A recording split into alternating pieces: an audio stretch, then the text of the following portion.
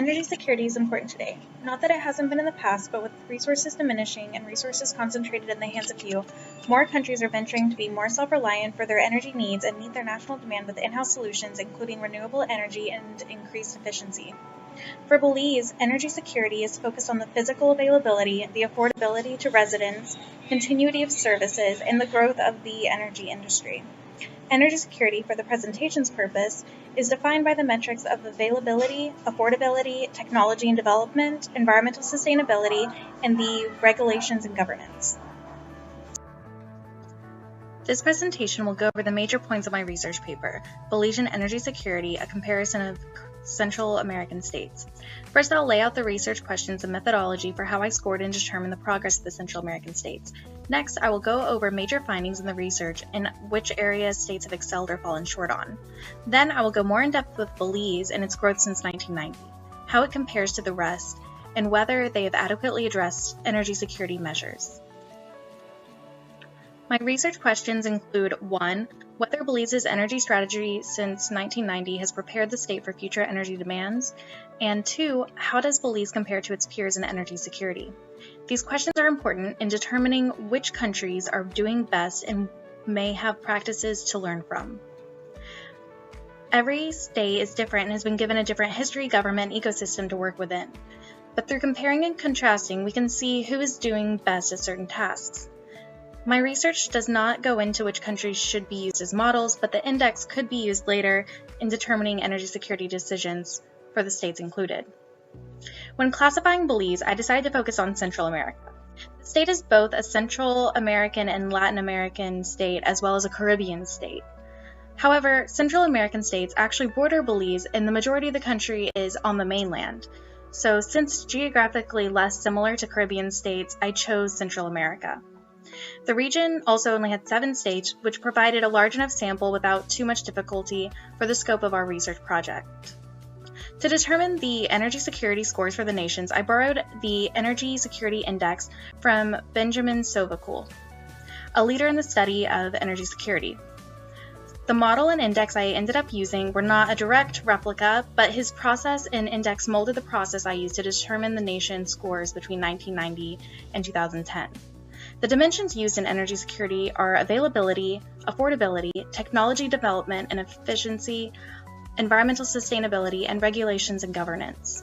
These dimensions are further broken down into components and metrics to adequately gauge energy security based on multiple factors over time. The regional rankings proceed as follows. Panama and Costa Rica are upper middle income states, while El Salvador, Guatemala, Honduras, and Nicaragua are lower middle income states.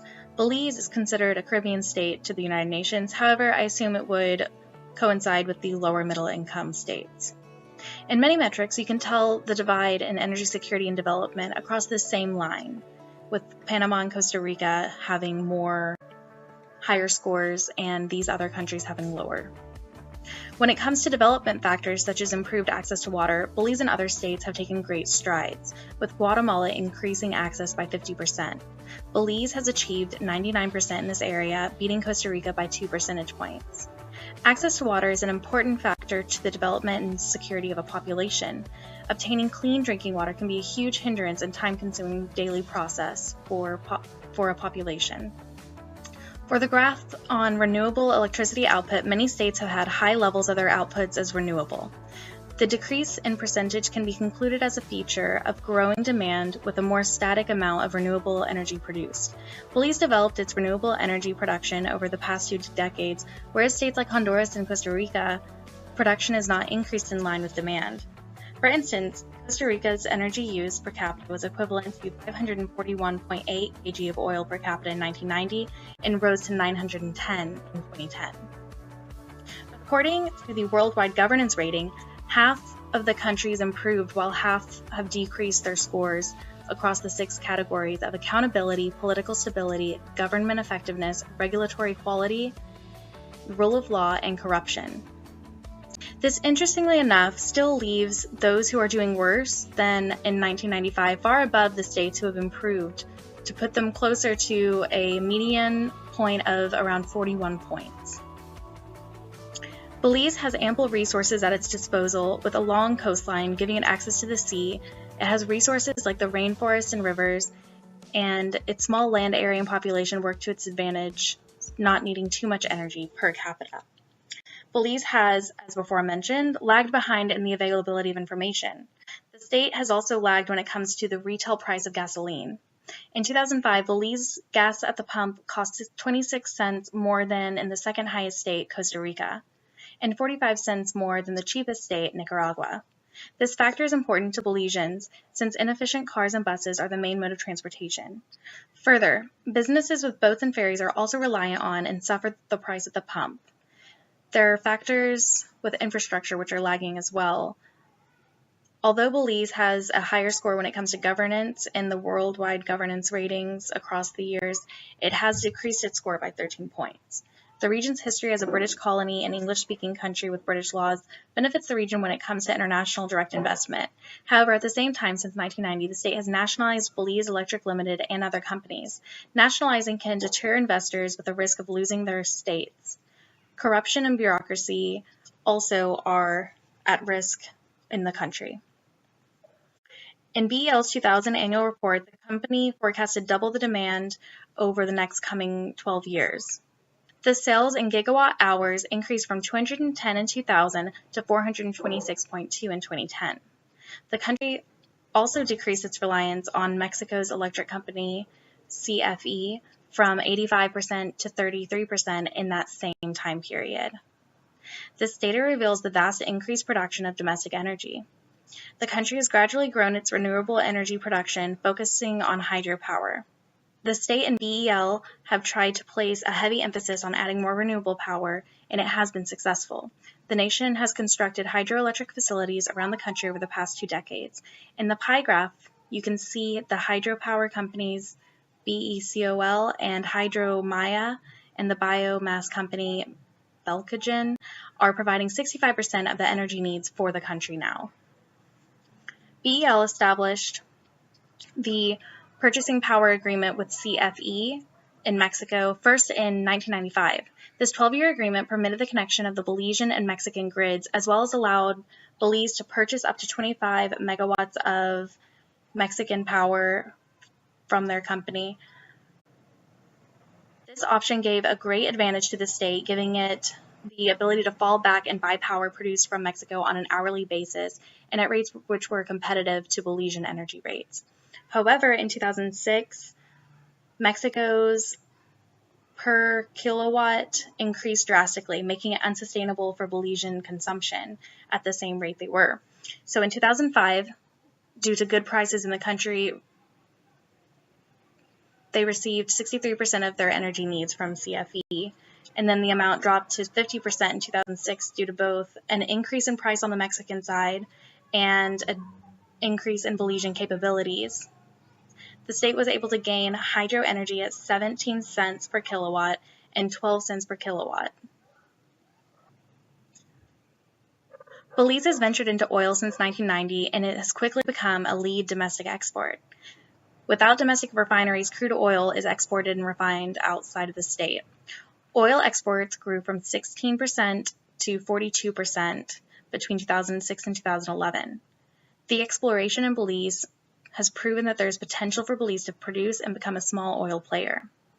However, decreasing oil prices over the past decade has made it less profitable, and daily extraction rates slowed down after just a few years of production. There are other areas that were explored that show promise, but the initial investment is not there to begin drilling. There have been regulations and policies regarding the industry for Belize since 1991 when the Petroleum Act was passed. This describes how oil exploration, drilling, and expenses like fees and revenues are to be obtained, and it also concluded that oil beneath private and public land is owned by the Belizean government. In regard to environmental sustainability, Belize values its environment and has taken a stance in protecting lands and its resources. Over 26% of land is under some sort of conservation management. Regardless, in 20 years, between 1990 and 2010, forest cover has decreased by 10%. By the government owning all oil and underground resources, the country will have control over what happens in Belize regarding energy production, where environmental clearances are required. Belize has room to grow in renewable energy through wind, solar, and hydro. The region is not blessed with geothermal power like El Salvador and Guatemala, but it does have a lot of resources at its fingertips. Depending on the region, the country could also be a net exporter with enough effort. It is on the track to do so, but it needs a more reliable regulation system for investment and the infrastructure to efficiently move energy around the state and to its neighbors. As you can see in the table, I have the final scores for the 7 Central American countries. To obtain these, I took the highest and lowest score in a time period within a metric to give a range for the score. They were then scored out of 100. The scores were created by taking these numbers and then adding them up across the years. So they sum up 20 years of data, and according to the scores, Belize is among Panama and Costa Rica in the top 3. Its improvements and placement within these ranks in Central America would conclude that it has done well in Central American standards. The purpose in this research project was to put Central America into an energy security index and use it to examine Belize. When I began looking into Belize, I'd assumed Belize would be far behind its peers. It turns out the country is excelling in some areas while lagging in others. Overall, Belize is doing well. The whole region is working towards energy security and have made great strides since 1990. Whether it is enough to take care of its population in the future is undetermined, but the progress is there.